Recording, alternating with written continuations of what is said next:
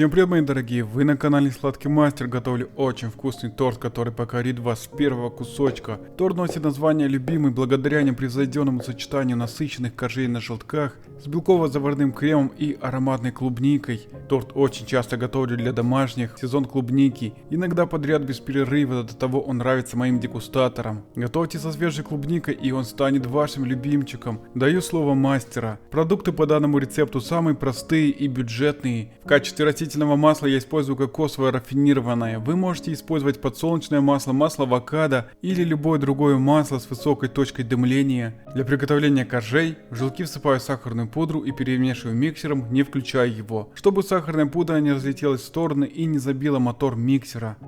Затем включаю миксер и взбиваю желтки на высоких оборотах до пышной светлой массы. Консистенция взбитого желтка напоминает густое сгущенное молоко. Добавляю растительное масло и ванилин, перемешиваю недолго миксером.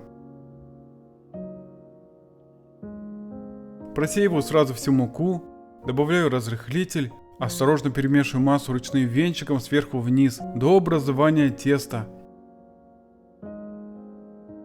Вот такое тесто получилось. Густота теста может отличаться в зависимости от растительного масла, которое вы используете. Форму диаметром 23 см предварительно выстеленной пекарской бумагой выкладываю все тесто. Борта формы смазывать маслом не нужно. Равномерно распределяю тесто по всей поверхности формы для выпекания. Убираю форму с тестом в предварительно разогретую до 160 градусов духовку на 40 минут. Для приготовления крема в яичные белки добавляю лимонный сок и 50 грамм сахара. Взбиваю миксером до устойчивых пиков.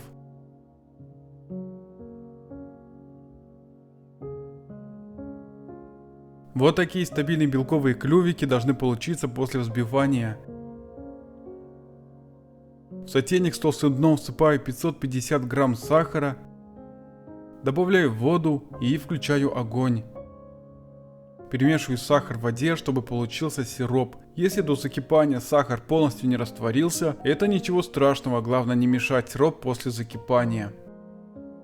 По мере закипания температура сахарного сиропа поднимается. Мне необходимо получить примерно 125 градусов. Определить готовность сиропа можно также на тонкую нитку, макая чайную ложку в сироп и поднимая вверх. Обычно я градусником не пользуюсь, но для наглядности хочу продемонстрировать температуру готового сиропа. Температура готового сиропа должна составлять не менее 125 градусов. Температура сиропа поднялась до отметки 125 градусов, это говорит о его готовности. Определить готовность сиропа без градусника очень просто. Обратите внимание, какая тонкая нитка тянется от чайной ложки.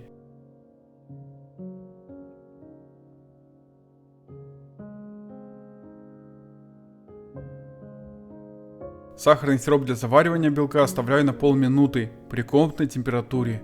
Не прекращая взбивания, на высоких оборотах миксера тонкой струйкой вливаю раскаленный сироп в белковую основу. Очень важно не попадать на лопасти миксера, а вливать прямо на белок, при этом вмешивая каждую новую порцию сиропа в массу. При работе с БЗК будьте крайне осторожны и работайте в перчатках. Белково-заварной крем имеет международное название итальянская меренга, что говорит о стране происхождения данного вида крема. Особенно часто этот крем встречается при приготовлении домашних тортов, эклеров, слоеных трубочек, ну и конечно, знаменитых песочных корзиночек. Очень важно тщательно взбить БЗК миксером не менее 5 минут, чтобы крем хорошо уплотнился и держал форму на кондитерском изделии. Готовый крем должен наматываться плотными сгустками на лопасти миксера. Вот такой плотный крем, который стабильно держится на венчиках миксера, получился.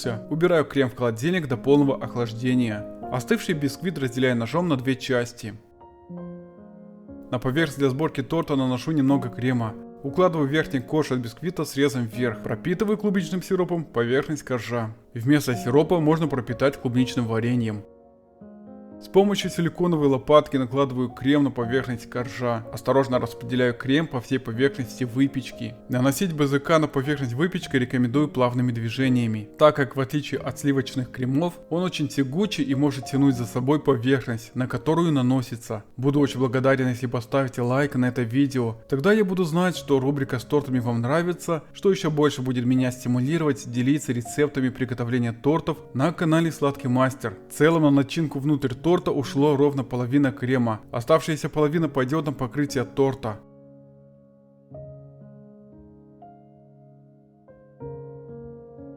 Внутренний срез второго коржа пропитываю клубничным сиропом. При помощи плоского предмета закрываю торт вторым коржом, пропитанным срезом внутрь. Осторожными и плавными движениями наношу крем сбоку торта. Главное не делать резких рывков. Затем распределяю крем по всей поверхности. Плавными движениями подравниваю крем лопаткой.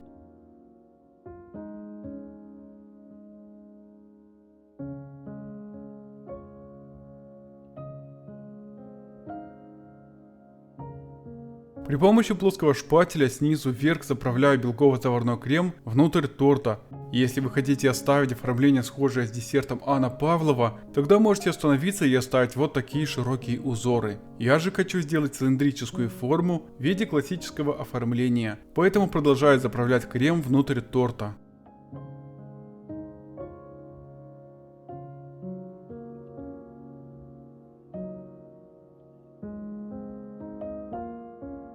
Торт убираю в холодильник на 15 минут. После охлаждения крем подсох и торт готов к дальнейшему оформлению. Дополнительно чайной ложкой делаю шлепки на поверхности крема. Украшаю торт порезанной на четвертинки клубникой. Рекомендую использовать сухую клубнику, которая при нарезании не будет выделять обильно сок.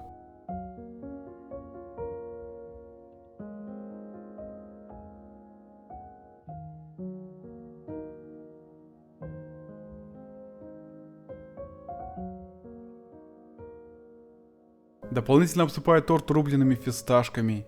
Перед разрезанием рекомендую убрать торт для пропитывания и стабилизации в холодильник минимум на 2 часа.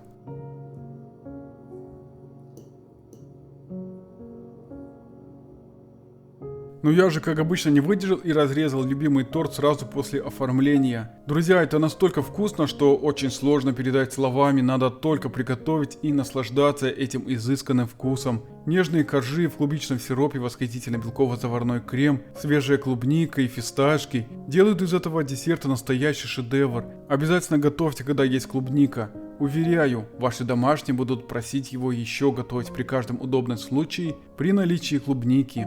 Сочетание всех ингредиентов настолько удачное, что для меня приготовление любимого торта с белково-заварным кремом в клубничный сезон стало традицией. Рекомендую подавать торт в охлажденном виде горячему чаю или кофе. Спасибо, мои дорогие, за подписку, лайки и комментарии, тем самым вы продвигаете канал.